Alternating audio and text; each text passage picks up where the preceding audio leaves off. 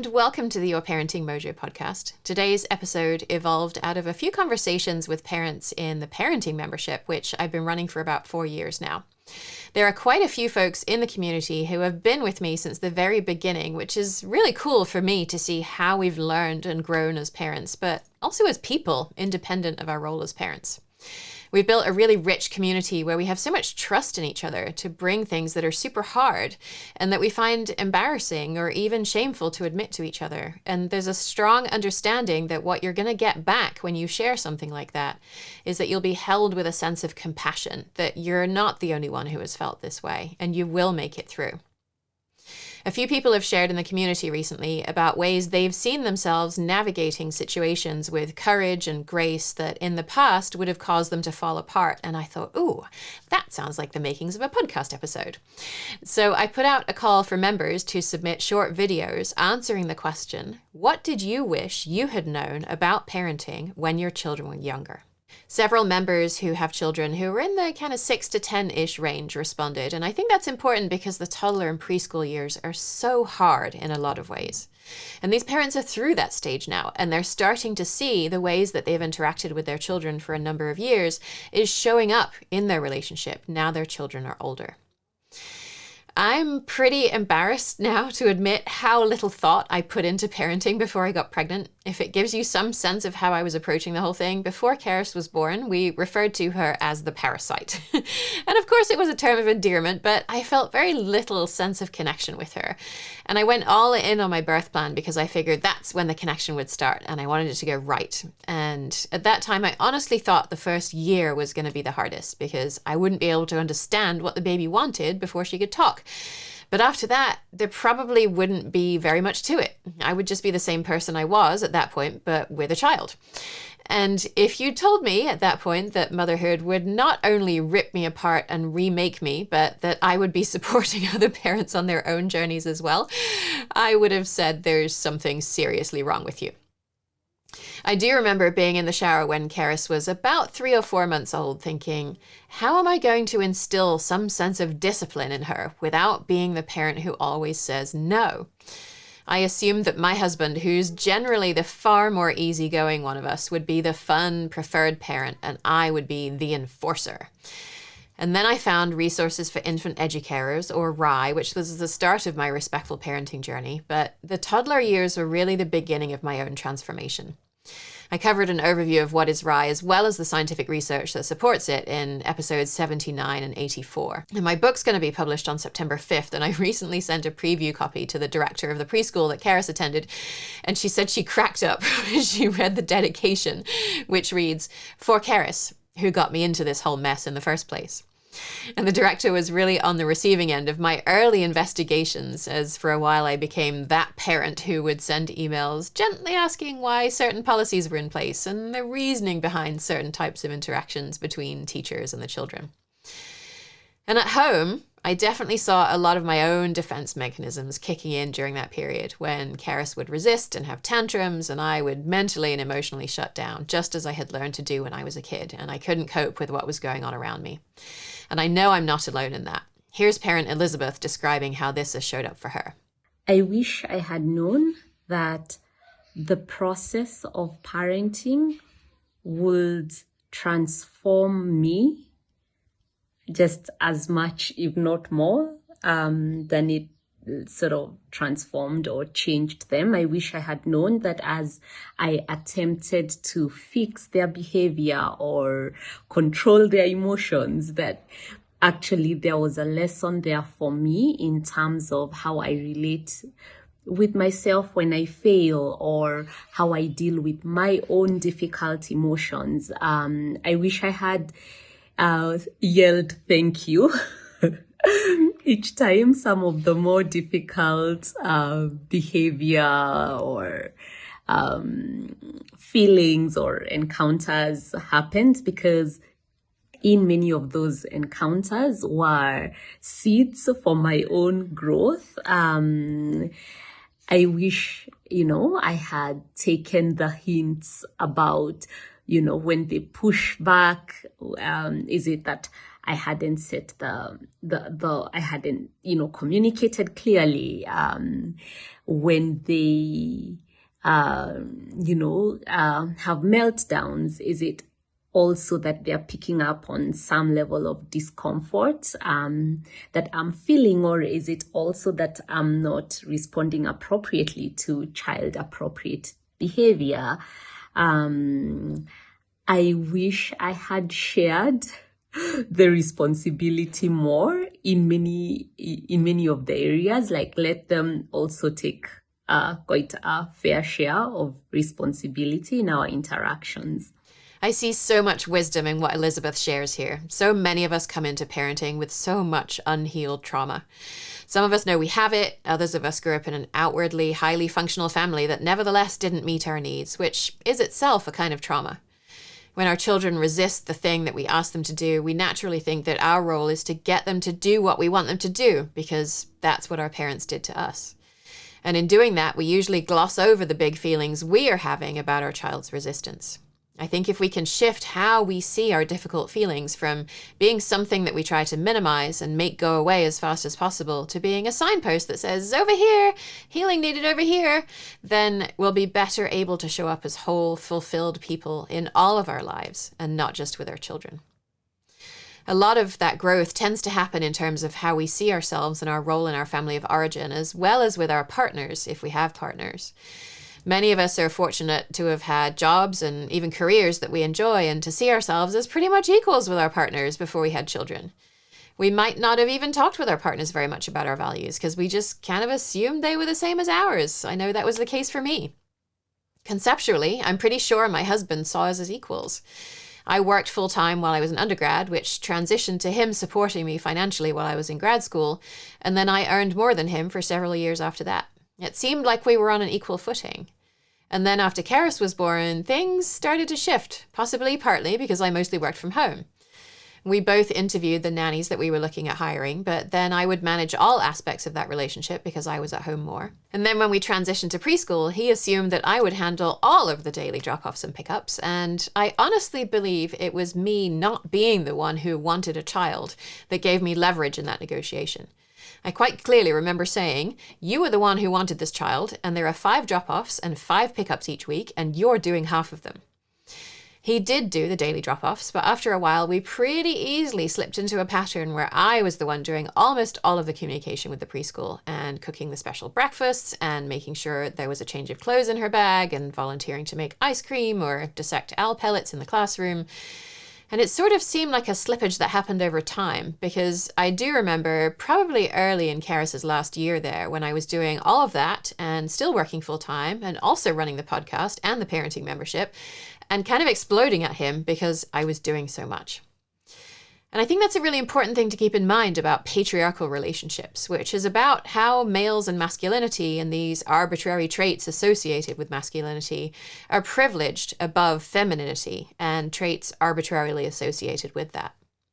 Some books that have been released over the last year or so, geared towards female-oriented readers, have focused on how to get the reader's male-oriented partner to do more of the chores, and seem to take the view that when the male partner's doing half the chores, or maybe fewer than half the chores, but something more than they're doing right now, that patriarchy isn't a factor in that relationship anymore. But to me, the much bigger question is, who has the power to decide who does the chores? If the arrangement starts slipping, who picks up the slack? In many relationships, it's the female-oriented partner who picks up the slack and who does it at the expense of their own well-being. Here's member Jenny sharing how she used to put her own need for sleep last, behind both her son's and her partner's need for sleep. I would give my former self not only permission, but probably an order to prioritize her own sleep. Sleep was a challenge for us for 4 years. My son took forever to settle and he would wake up multiple times a night, and that left me exhausted, and the exhaustion was made that much worse by expectations that I put upon myself. I was, of course, prioritizing my son's sleep. I was prioritizing my husband's sleep because he's the breadwinner. I had ideas about parenthood, which meant that I thought evenings, once the child is asleep, were for work, were for chores. And of course, I was looking for sleep solutions online and then just beating myself up and feeling like a total failure when the things I tried didn't work for us. So the exhaustion was compounded by all of these burdens and shoulds that I was placing on my own shoulders. And I joined the parenting membership feeling really miserable and just worn down and at the end of my rope. And with the parenting membership, I was able to realize that the best sleep solution, of course, is the one that feels safe for you and your family, but is also the one that gets you the most sleep. Because once you are well rested, everything starts getting a lot easier. And so when I joined the membership, I spent the first months doing just that, prioritizing my own sleep for the first time in years, which for me looked like putting on pajamas and brushing teeth with my son when it was his bedtime, and then settling him and going directly to my bed, not looking at my phone, not looking at my emails, straight to bed to get as much sleep as I possibly could fit into the night. And in the beginning, I felt a bit sheepish being an adult in pajamas at 8 p.m., but it meant that I was getting decent sleep for the first time in years. And from there, things started getting better. So now I totally embrace my early bedtime. I think the pattern that Jenny described at the beginning is such an easy pattern for parents to fall into, where work that's financially compensated is seen as more valuable than care work that isn't financially compensated, and that the earning partner's sleep is to be protected at all costs. But somehow, even when both partners are working, it's very often the female partner who's the one who gets up multiple times in the night, sometimes for years on end. I've heard mothers say things like, "Oh, my husband really doesn't do well when he doesn't sleep." Well, that's us protecting and enforcing patriarchal power structures, where the husband's needs and his paid work are seen as more valuable than our needs and our unpaid care work. I will say that that's one area where I actually feel comfortable that I'm not taking on an undue burden, because I find any sound disruptive when I'm trying to sleep, including my husband's breathing, and I have told him if he really loved me, he would stop doing it. So I wear earplugs, and once I'm asleep, I won't hear Carys calling from her room. It also takes me an hour to get back to sleep if I wake up, whereas he'll be back asleep in 5 minutes. So it really isn't as disruptive for him to go as it is for me. And so our arrangement is that he's kind of going to go for the first 2 times that she calls out in the night, and then he'll kick me out of bed for the 3rd time, if there is a 3rd time, which hasn't been too much of a struggle for us because she has slept fairly well. What Jenny's also doing as she goes to bed early is acknowledging there are a finite number of hours in the day, and that she could spend some of those hours between 8 p.m. and 10 p.m. doing things like cleaning up or doing paid work, but that her need for rest is legitimate. She is choosing to prioritize it above the other tasks that society says she should be doing to be a good person and a good parent. Care work might not be valued very much, but in our culture, the one thing care work is valued more than is rest. One other thing to point out is that when Jenny joined the membership, she was really having a hard time with her son's behavior. There was a lot of hitting happening, and so I think she felt pretty emotionally beaten down, as well as the physical aspect. When children are hitting, the question I hear from parents most often is, how do I get it to stop when I've told them to stop over and over and they just keep doing it? And of course, there is a piece in there about why the child is hitting, what unmet need they're trying to express through the hitting. But there's also a piece about how the parent shows up in these interactions. Because when you're sleep deprived and you've been told your whole life that it isn't okay to set boundaries, and you don't know how to set or hold boundaries, and remember, these are different from limits, because with a limit, we're trying to change someone else's behavior. With a boundary, we're saying what we are and aren't willing to do. Then it's not surprising that you get into difficult interactions with your child. When instead we see what our needs are and take a step toward meeting those needs more of the time, we're better able to show up in our relationship with our child in a way that's aligned with our values. Parent Anne picks up a very similar theme as Jenny. I interviewed her on the podcast a couple of years ago. Here's the first part of Anne's video. To some degree, I think parenting is a leap that you can never really be prepared for. Like slipping from calm waters over a waterfall that you had no idea was coming. I don't think any amount of advice or passing wisdom could have really prepared me for it.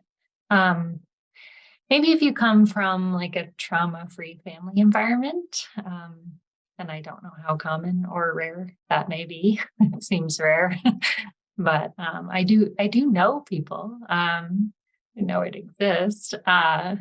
But maybe if you come from that environment, you would know what to expect and how to handle it. And maybe you had a model that was very effective in your parents, and ease and comfort and happiness would arise naturally as a result of these realistic expectations, skills, and support that you have in your life. For the rest of us, that is not me. Here's what I wished I knew. And not only that someone had said these things to me, which would have been also nice to hear them, but I wish that I had known them on like a deep emotional, physical, mental, spiritual level, to the degree that I could incorporate them in my daily life and practice and parenting. I know these things to some degree on those levels now, 5 years into my parenting journey. And your parenting mojo has, really helped me a lot with that. It was definitely the catalyst that started to help me grow and learn in these ways. And to some degree, I don't know them and practice them daily to the degree that I would like, but I can, and I do, and I continue to improve. So I'm very grateful. So I have a list here. First item, I guess, is I wish I knew on a deep level that my needs matter, that I shouldn't have overextended myself and exhausted myself to be everything for my baby. I wish that I had known it wasn't my job to set him up for success in every possible way, and that I didn't need to expose him to every walk of life, every skill that he might need. Like if you've heard me speak before, like coding in Spanish, like at less than 0, so things that were on my radar, or less than 1, I should say. So obviously you can hear the exhaustion coming out in Anne's message as well. And I think for Anne, maybe it was less about sleep and more just this vision she had about parenting and wanting to expose her child to everything that could give him a potential advantage in life, like coding and Spanish. Anne and I have had many conversations about white privilege over the years, and she actually leads the anti-racist community across the parenting and learning memberships within Your Parenting Mojo. So I wrote to her and I said, that was about opportunity hoarding, right? And for those of you who need a refresher, opportunity hoarding is where white parents, and sometimes parents of other races as well, but very often white parents, will go to any length to make sure their child is exposed to the right set of activities and experience that will give them skills that allow them to get ahead in school, in college, and then in the workplace. In episode 85, we looked at how opportunity hoarding shows up in schools if you wanted to learn more about that. And Anne confirmed that yes, this is indeed what she was doing. She told me she thought she'd been given a lot of advantages by her parents and felt a deep responsibility to pass them on. Anne's own mom had paid for her college, which she told Anne she did because her father had paid for hers. Anne's ancestors immigrated to the US from Eastern Europe several generations ago and did face prejudice and discrimination when working in the mining industry here. But they were white, and over time, their status in society solidified, and they were able to accumulate opportunities like wealth, partly because of their skin color, and pass that wealth down through the generations. But the process of creating those opportunities in the way parents are supposed to do it today, which does not just involve paying for college, but creating all of the avenues to secure the spot in college in the first place, was so exhausting for Anne that she couldn't actually be in a real relationship with her own son because she was so anxiously looking out all the time to make sure she wasn't missing any critical experience that he should be getting and wasn't getting. Iris picks up this theme in her comment as well, with a touch of classic Iris humor. Being the best mother I could be is exhausting, and it's not sustainable for me. So now my goal is to be a good enough mom, and for me to accept that I'm perfectly imperfect, that I can try and aspire to be dignified like Marmee in the classic story Little Women. I can be like my own mother, who's generous and selfless. I can try to be all those things, but I can only be me. Funny, silly, often generous, but sometimes not. At this point, I should explain for those who are listening to this on the podcast rather than watching on YouTube that Iris removes her glasses before continuing. As for selflessness, I've learned over time that taking care of myself is a big part of taking care of my family. And I think about the briefing instructions of flight attendants that, if the cabin experiences a sudden loss of pressure and you are traveling with a child, put on your mask first.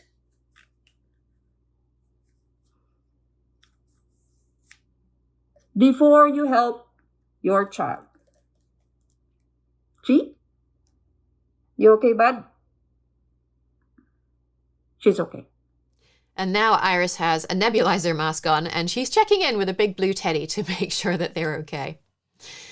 I think what Iris and Anne have both discovered about parenting over the last couple of years is that we put so much of this pressure on ourselves. Some of it does come from outside with questions from well-meaning friends and the parents at preschool or school about what the activities and camps we are signed up for, and how "I'm just so busy" is considered the default answer to the question, "How are you doing?" But I see the same process happening as it did with our inner critic, which started out being someone else's voice, telling us how it's okay for us to show up in the world, what parts of us won't be accepted. And over time, it transmogrified, little Calvin and Hobbes reference for you there, into our own voice.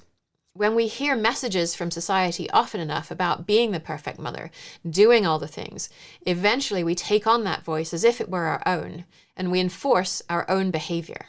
We put this pressure on ourselves to put ourselves last and to be the best mother we can be, instead of showing up as our own imperfect and yet perfect selves. We tell ourselves to do all these things that aren't aligned with our values, which creates an enormous amount of stress, even if we can't figure out why. Iris went on to explain that she very often used to buy things as a way to try to ease problems in her life. Here she is again. Buying things to solve a problem is not always the answer. It has always been an issue combing my daughter's hair, and I bought many, this is just a dozen of the brushes and combs that I have bought, and still the problem persists. And I have realized over time that with this problem, as with other parenting challenges, there is no one solution or one approach. Sometimes it works something works today and not tomorrow. And what helped me very much was to reflect on, why is this bothering me? So for me, I don't want to be perceived to be a neglectful mother. And I asked myself, is this solution or approach aligned with my values? And is this problem even really a problem at this given time? Sometimes I say, okay, this is not an emergency. We don't have to brush her hair. I don't have to brush her hair. She can go to bed, or she can go on her day with tangled hair. That's it. Because I don't want to be a dictator. I want to be a respectful and kind parent. That's definitely a theme I've seen among parents who have contributed stories from my book as well, although I do want to acknowledge the privilege that Iris has to some extent, and that I most definitely have. When my daughter was at preschool, we could send her with matted hair and even in pajamas if she didn't want to get dressed in the morning, and nobody was going to call Child Protective Services on us. I know there are Black and Indigenous parents who do not have that luxury, who make sure their children show up to school looking neat and clean every day, even when they or their child wish they could take a day off because the risk of being reported by a well-meaning white teacher or parent is too great.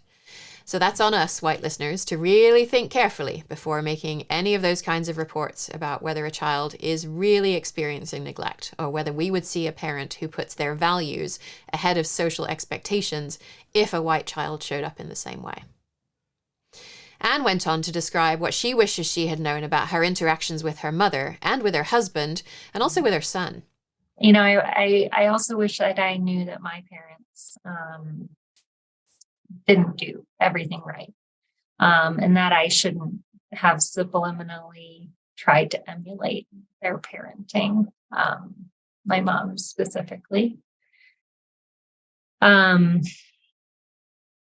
wish I knew about intergenerational trauma that and how that shapes my everyday interactions with my child.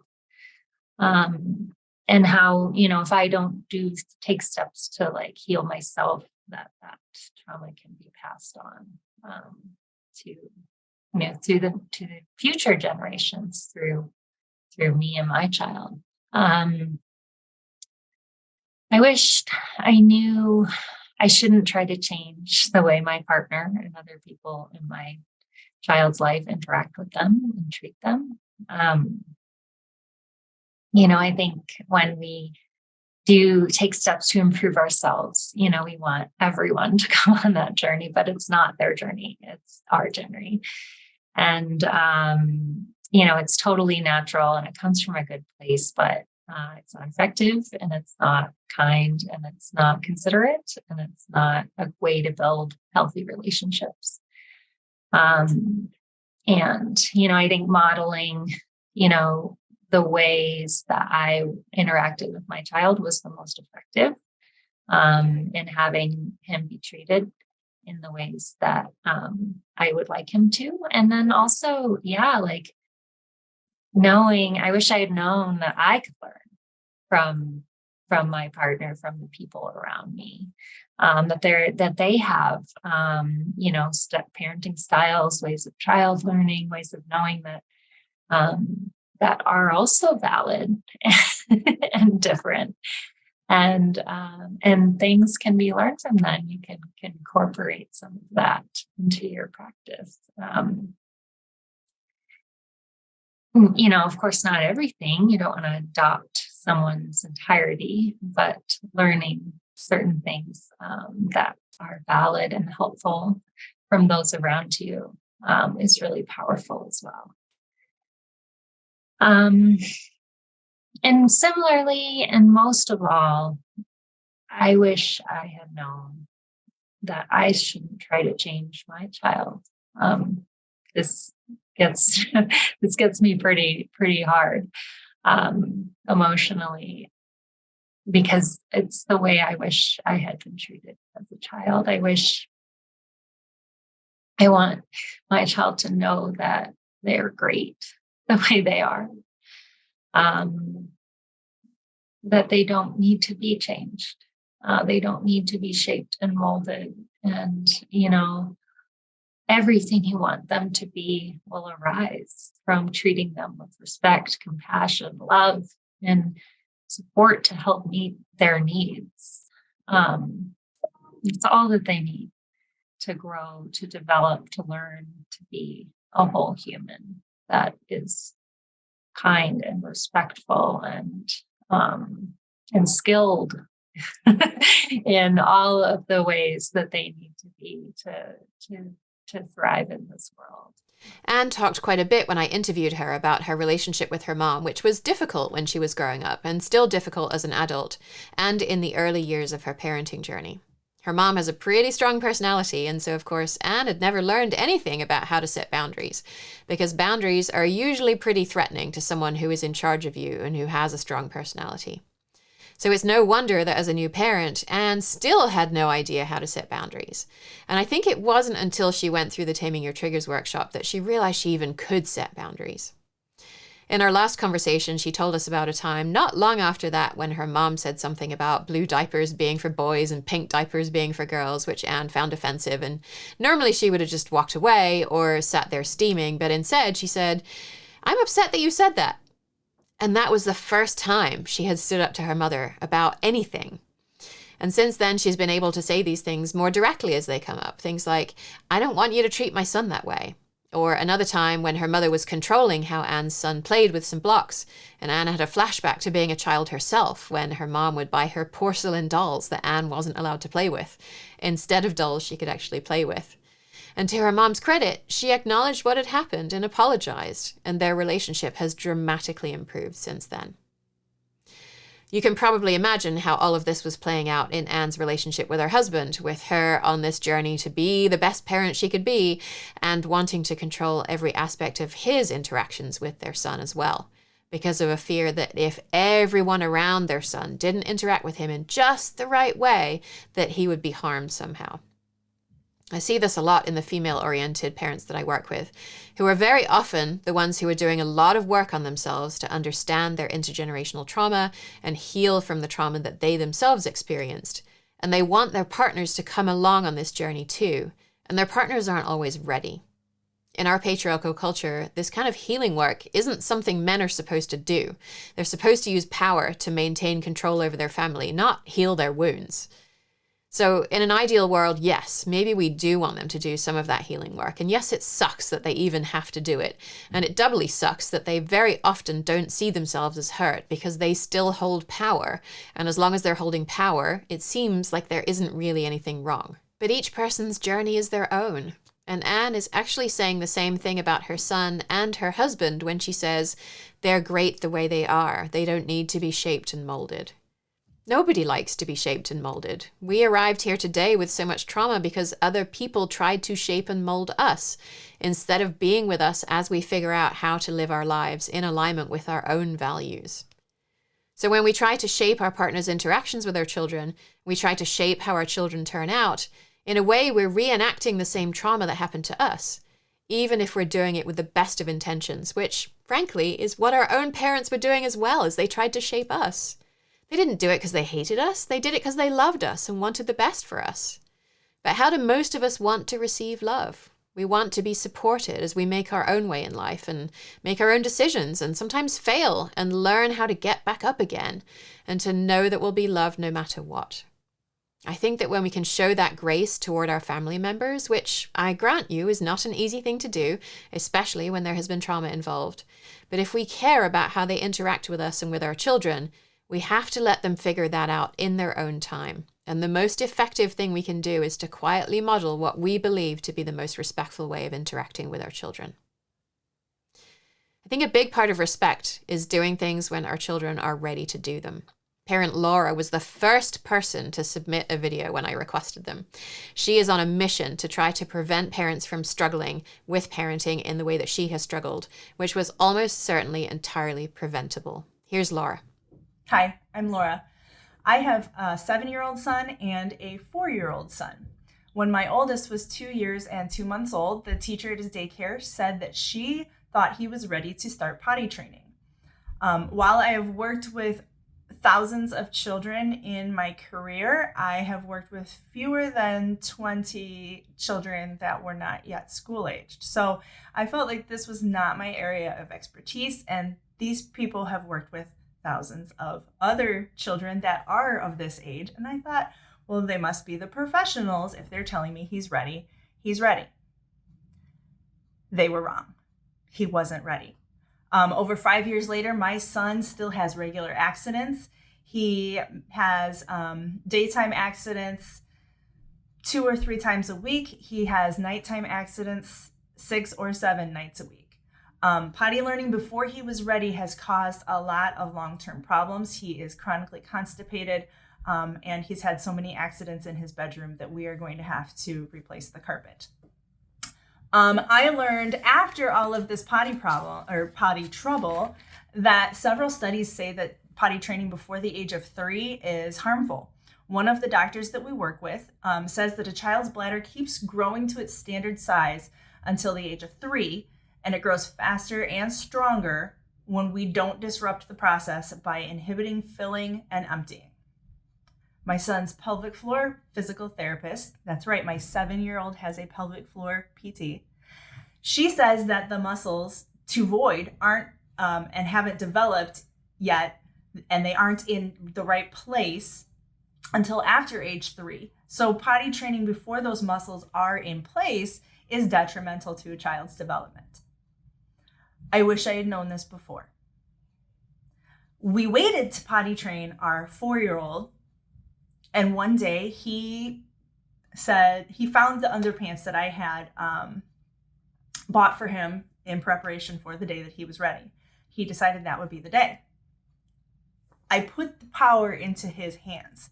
I put the ownership of his body into his own hands. And when he decided he was ready, which was that day that he found the underwear, he potty trained himself. He has only had one daytime accident, and he is dry 6 or more nights of the week. And me letting go of the societal expectations of potty learning and any societal expectations regarding the potty has put the responsibility into his hands. It has allowed him to learn how his body works, and he's taken complete ownership of his body. This is a complete 180 from his older brother. So research potty training, potty learning. Make sure that your child is ready. Don't do it until you're ready, no matter what anybody else says. Trust yourself and trust your child. Laura had such a hard time figuring out why her son was peeing all over the place, because for a while it seemed like it was a behavioral thing, and she just needed to get him to stop doing it. A doctor told her there was nothing physically wrong with her son. A therapist told her she should punish him for peeing inappropriately and reward him for appropriate behavior. But that just didn't sit right with Laura. She wasn't sure why, but she had an intuition there was something physically wrong. She had a doctor friend refer him for an x-ray, and there it was, a massive stool in her son's colon. Then began a journey of daily enemas, and she and her son really got the hang of the problem-solving process that we teach in the parenting membership through the course of navigating that. He started out hating the enemas, but they were able to find ways to make it more comfortable for him, like using warm water and having one of his parents touching him while the liquid was going in, and finding different ways to stay occupied in the toilet afterwards. All of this helped to give him a sense of autonomy over the process, and he now knows that if he can come up with a strategy to any problem that will also meet his parents' needs, they will probably do it. I can't overstate how important that respect for both people's needs is.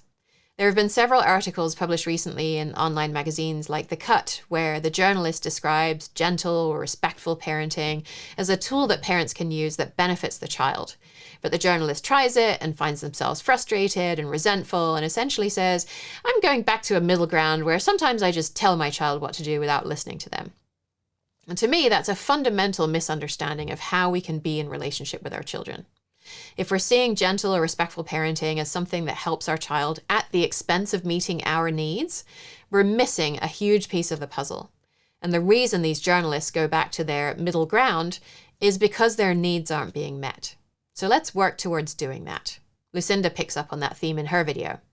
I think there are a lot of things that I wish I had known. Sometimes I catch myself thinking about how I wish I could go back and tell myself some of those things, give myself some of that learning. But I try to give myself, my past versions of myself, lots of compassion, as well as my present self, lots of compassion. I knew what I could then, and the way that I showed up was good enough. So I guess one of the things I would love to tell my past self is that I'm deserving of compassion, the compassion that I can give myself now and that I can give myself in early parenting and even prior to parenting is something that I wasn't able to access before. So I would go back and just give myself a hug and say, early parenting, I was parenting multiples. Early parenting is really hard. Newborn parenting is really hard. I would tell myself it's not hard because I'm doing something wrong. It's just hard. It's a big change. It's a big transition. Another thing I would tell myself is to trust my gut, to listen to my body, to slow down, to really just tune in a bit more to what my needs are, and that listening to my own needs is not selfish. That taking care of my own needs is the foundation for then being able to tune into others' needs, and to be in authentic relationship with other people, my children, my spouse, my friends, my community. Yeah, I think those are the main ones. I mean, there's lots of little things. I would give myself a copy of some of Magda Gerber's books. I would introduce myself to rye sooner. I didn't discover it until my kids were about 1.5 years old. But, I just think the foundation of compassion, of slowing down, of being aware of my body and what it's telling me, all of that stuff unlocks so much for us in all of our relationships. So Lucinda referred to RIE, which is the Resources for Infant Educators approach to being with infants and toddlers that I mentioned at the beginning of the episode. Some friends of mine told me about RIE when Carys was about 4 months old, and just like Lucinda, I also then mourned the early days when I didn't know about it and I interacted with her in ways that really were not based in respect. You can also hear Lucinda echoing what Anne said about being able to be in authentic relationships with her immediate family, as well as her wider community, and how her ability to do that is directly tied to understanding her own needs. When she's able to do that, she can take steps herself to meet them, as well as ask for help from others, and set boundaries with others as well when that becomes necessary. And I will say, I've seen Lucinda make enormous strides in that department over the last couple of years, through things that we've discussed on group coaching calls, as well as with the support of her action group, which is a small group of 5 members and an experienced peer leader who meet on a weekly basis to break down the big challenges that they're facing into manageable next steps. So often, parents who are new to the membership wonder whether they'll really get anything out of those groups, and they end up being foundational to making the changes they want to see. And I think the reason for that is a quote that Carl Jung is famous for, which is, "The curious paradox is that when I accept myself just as I am, then I can change." He goes on to say, "It's a universal truth that not everyone will love you or what you do. Seeking approval is the surest way to disappointment, because loving yourself, as long as you live up to a certain way of being, isn't self-love." As Lucinda said, she now knows she is deserving of self-compassion, but a lot of parents I meet don't know that. Here's Melissa, who didn't even know what self-compassion was before we met. I had vaguely heard about respectful parenting before knowing Jen, so this wish list was quite long for me. However, looking back now, there are some things that help me have more space to even see a way out of a difficult time. I wish I had known about the link between self-compassion, self-care, and my own window of tolerance. When I first heard Jen talk about self-compassion, I literally had to Google the term because I had no idea it was a thing or what it looked like.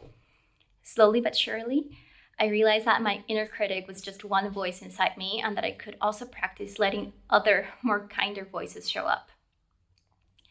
As I learned more about how to practice self-compassion, I was able to see the link between meeting my own needs through self-care and widening my own window of tolerance. This in turn opened up a whole range of realizations and possibilities that I had not been aware of before. Not all of them felt great, but were helpful to know, like the fact that my relationship with my husband was far more triggering for me than with my children. Then the times I had practiced self-care before this, I would do it with a sense of guilt and even defensiveness. That I don't deserve to be punished when I mess up with my children. None of us do. That's just the cultural conditioning I hope to interrupt with my own children. This type of parenting can sometimes feel lonely and overwhelming, but I recently had this awesome reminder from the community that I can trust the signals my body sends me. No amount of in-the-moment blind obedience with my children has ever given me the joy that I feel when I see my children starting to problem solve on their own. And that makes it all worth it. So yeah, good luck. Melissa's in an action group as well, a different one from Lucinda, and what I see happening in the groups is a sort of practice to work towards self-compassion. When you're new to it, if someone says, "Oh, just be compassionate toward yourself," you don't know what to do. It goes against everything we're taught to do in our culture, which is essentially that if we're not getting the result we want, to beat ourselves up about it until we get it right. And we don't want to always seek approval from others in place of having self-compassion, because that would be essentially doing what Jung is telling us not to do, to seek approval through others' eyes. But what I do see happening in the action groups is that other people who share our values can act as a scaffold for us to build our own self-compassion. When we can be with other people who reflect back to us on a weekly basis, you are a good person and a good parent who is having a hard time. Your inability to make this big change you've set your mind on making is not indicative of your worth as a person. Let's help you to break it down into more manageable steps. Then you start seeing yourself in that way too. When I work with parents on exercises to develop self-compassion, they almost always have a hard time doing it at first. It's much easier for them to direct compassion toward another person. And then when they flex that muscle a bit, they can start to replace the other person with themselves and direct compassion inward instead of outward. Being in community with others in the action groups has been a key part of the scaffolding that helped Lucinda and Melissa to direct the compassion they felt for others inward as well.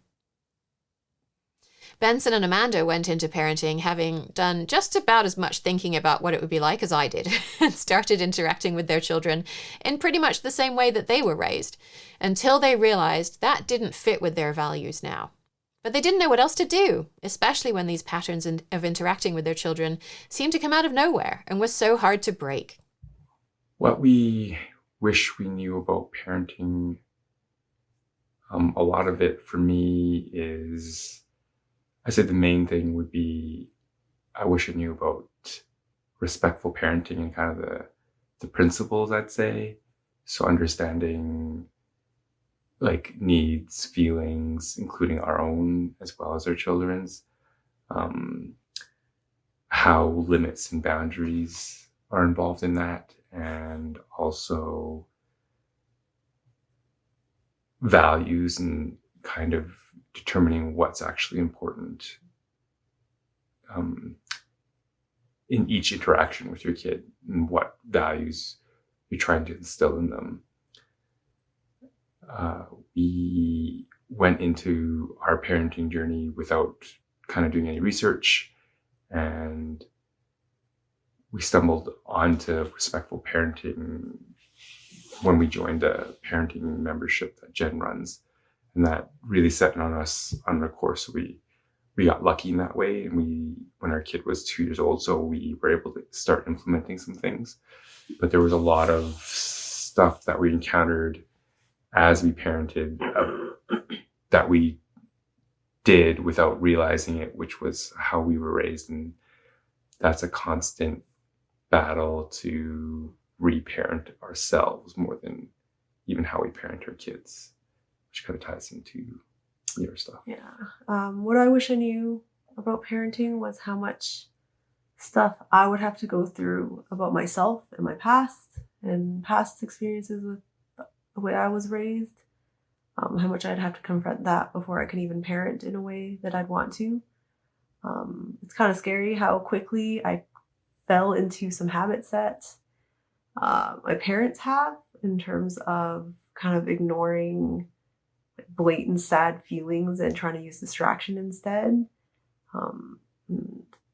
Even though knowing that we wanted to create a safe space for our kids to express their feelings, like to acknowledge and okay those feelings, even knowing that, I still fell into that habit of what I was raised to do, and going into the parenting thing, like you said, we kind of went into this blind. The values that we had that we have and we want to instill in our kids were different than what we had growing up. And having kind of having a plan of kind of viewing our kids' behavior as an expression of unmet needs versus what we were raised of thinking of what it is. And having a plan has helped us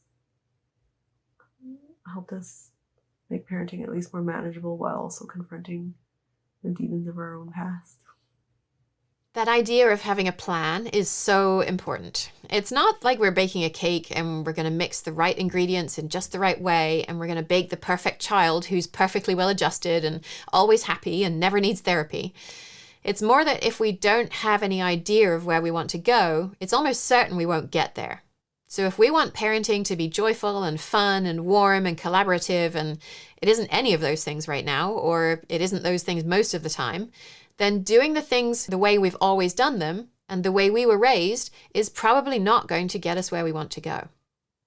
I think of the journey more like having our eyes set on a distant island, and we're in a sailboat with no motor, and we tack one way and then the other to head in the general direction of our overall goal. We might not end up where we think we will. We might end up 1 or 2 or 3 islands over from the one that we were aiming for, and that'll be okay because they're all lovely in their own way. But we have to understand what our values are, and most of the time have the ways that we're interacting with our children be aligned with those values if we're going to have any chance of making it to any of those islands, instead of feeling lost at sea, and maybe ending up with a similar relationship with our adult children as we have with our own parents, which might be based on a whole lot of intergenerational trauma and hurtful things that have been said and healing things that we think we could never say to them. I'll come back to Elizabeth for some closing thoughts. I wish I had known that it gets easier and then it doesn't, that there are some challenges at every stage, but that the skills that you learn when they are younger are in many cases transferable, right? An example is an ongoing challenge that I have about responding to my children's difficult feelings. And I think it's that blend of accepting, letting the feelings be, not trying to fix things. And I think this applies to the crying of newborns. It also applies to the meltdowns of toddlers and applies to how you respond to a 5-year-old who's had a difficult time at preschool, right? So what I wish I had known there is that, you know, some of the skills would be that I had better learned the skills well enough because I'd need them for a lifetime. I hadn't anticipated that at all. I think what Elizabeth is saying here is both a caution, if that's the right word, and an opportunity. It's a caution in that we might think we can sort of skate through the next few months and just get by with the skills that we have as we're navigating whatever stage our child is going through right now, thinking that we don't really need to do anything differently ourselves. And I get that it can feel like a bit of a weight to think, geez, I might need to learn some different skills so I can do things differently, and I have to add this to my plate, which is already feeling overloaded. But the flip side of that is once you do have those skills, you have them for life. And for your child's life. And once you can be with a meltdown with a sense of calm and acceptance, you can do it whenever you need it. And chances are your child is going to have a lot fewer meltdowns when you can do things like problem solve to meet their needs and your needs. But dysregulation still happens. They get sick, they get tired, they get overwhelmed, things fall apart. And that skill of being with them in their pain is one that we will find useful when they are 3 and 13 and 30. Before we conclude, I wanted to point out what we didn't hear in this episode. And I had no idea it was going to turn out this way. I didn't know what people were going to submit until I saw the same videos you just saw, or heard if you're listening on the podcast. We didn't hear anyone saying, my baby was a month later than my neighbor's baby to roll over, and it turned out to be a really big deal. Nobody said, I wish I'd bought that one sippy cup that we didn't try when my toddler would pour water all over themselves every time they tried to drink. Nobody said, I wish I'd worried more. Nobody said, I should have put my baby or my child ahead of me more than I did. Nobody said, my child's behavior was driving me up the wall and I finally figured out how to punish or reward them in the right way so they would stop doing it, and now my life is so much easier. The thing I see in common across all of these parents, and I include myself here, is that we had absolutely no idea that being a parent was going to crack us open in the way that it has. I don't think any of us knew that becoming a parent would make us completely reassess what's important to us and how we show up in our relationships and how we can start to heal ourselves so we don't pass on the same hurts that were passed down to us by our parents. And it's really hard to do that work alone. It can feel like a huge weight is lifted when you're in community with other parents who share your values and who have felt similar things that you're feeling and who can say, I've been there. It sucked. Here are some things that helped. Ideally, we would have those kinds of communities physically close by us, but I have not met many parents who have been able to find or create that. It's far more common for me to hear a parent say, I'm the only one around here who parents like this. The neighbors look at me cross-eyed when I don't tell my child off for having a tantrum. So if you're looking for a real sense of community as you navigate parenting challenges, I hope you'll join me and Elizabeth, Jenny, Anne, Iris, Laura, Lucinda, Melissa, and Benson and Amanda in the parenting membership. We would all love to see you there.